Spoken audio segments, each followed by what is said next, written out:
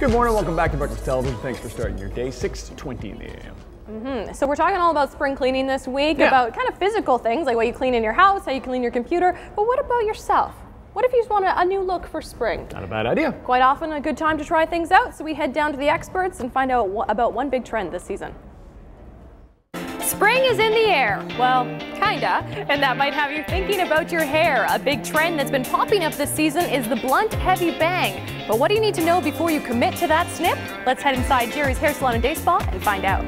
Okay, Kelly, first we saw it with Michelle Obama, most recently Kim Kardashian, and you yourself are rocking the heavy bang. Is this a look that anybody could pull off?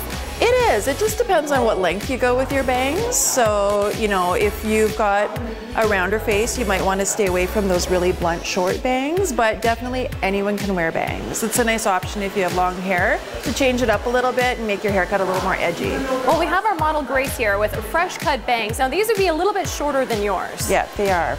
Okay, so in her face shape, this goes. Grace has a great face shape for shorter bangs because she's got like that perfect oval face shape, and then with the length of her hair, doing a bang, it just definitely gives her an edgier look.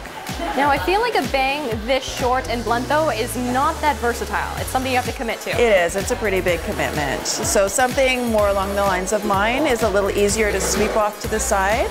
With Grace, for the first little while, she's going to be wearing it straight, but then as it grows, then she can definitely play with it a little bit, do it a little more over to the side, and, you know, if you're at the gym or something, you just throw a bobby pin in there and pin them right back. So be careful before you make that cut, because if you do go short, then it is a commitment. You have to kind of hold to that for a while. Absolutely, but if you have the right hairstylist, they'll kind of walk you through it and make sure that your face shape, you're getting the right type of bang, for sure. One snip at a time, a little bit shorter, a little bit shorter. And what about the maintenance? How often are you looking at getting them recut?